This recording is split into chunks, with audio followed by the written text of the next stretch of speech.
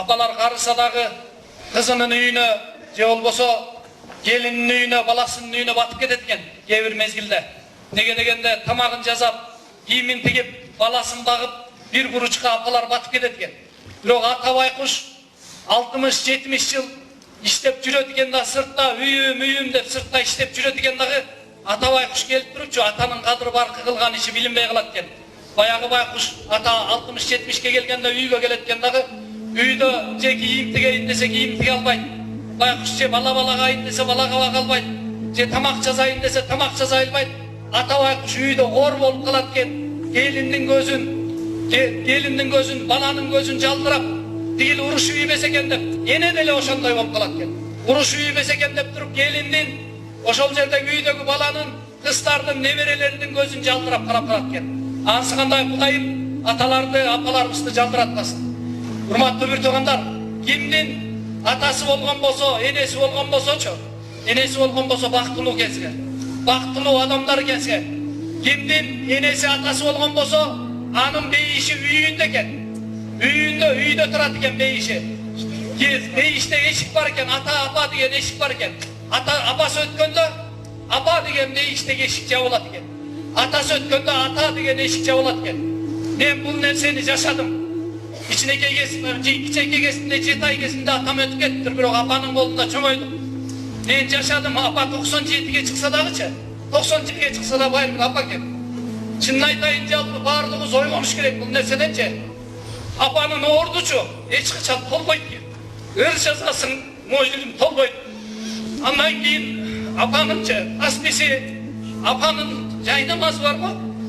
Апанын жоолугу жетишпейт экен ал. Монеки жүрөгүндөчү түбөнүк жанагы чын экен да. Апа сүйгөндөчү, ата сүйгөндө күч менен сүйөт. Апа сүйгөндө жүрөк менен сүйөт дейт.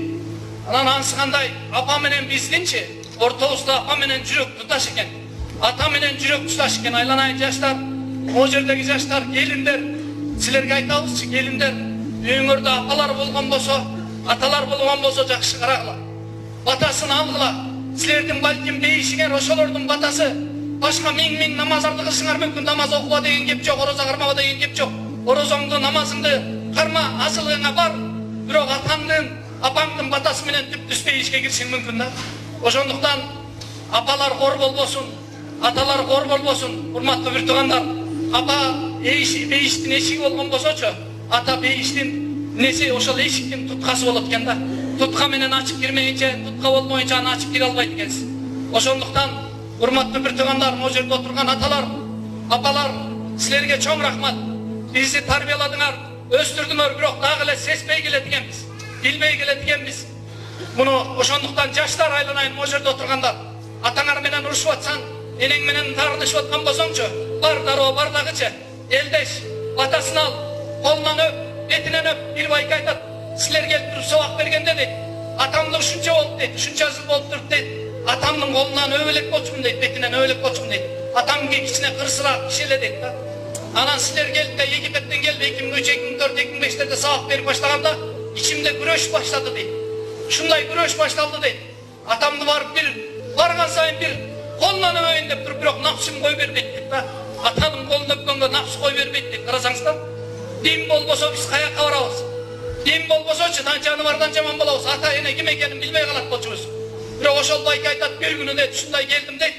Келип туруп атамдын дейт, ушундай келип туруп колунан барып туруп кучактап, бетинен өп туруп, колунан өпкөндө дейт. Ушундай бир үй келди дейт, чыдай албай ошол жерден ыйлаттым дейт.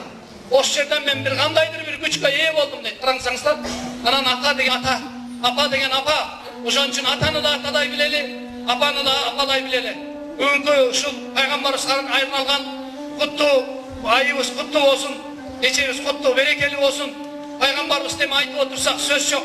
Ва анзалнака илля рахматан лил аламин. Сени пайгамбарыбызды Алла Таала айтат, сени аламдарга дейт. Аламдарга карасаңыздар, бүткүл аламдарга мээрим катары мээримдүүлүк кылыш үчүн жөнөттүк дейт. Жаныбарга, адамга, апага, атага, жанагы чыгып аткан өсүмдүктүн бардыгына, бүт бардыгына мээрим, жин шайтанга, жинге карасаңыздар, жинге дагы бүт бардыгына мээрим болуу үчүн, мээримдүүлүк кылуу үчүн жөнөттүк дейт. Карасаңыздар, пайгамбарыбыз жөнүндө айтып отурган болсок түгөнсүз. Сөз түгөнбөйт. эгерде пайгамбарыбыз ушул динди жайылтып, исламды жайылтып, ата ким экенин, апа ким экенин, тууган кошуна ким экенин бизге түшүндүрбөгөндө, биз атанын да хакын, апанын да хакын билбей калат элек. Атасы барлар, дагы бир жолу айтам, апасы барлар, бактылуу экенсиңер.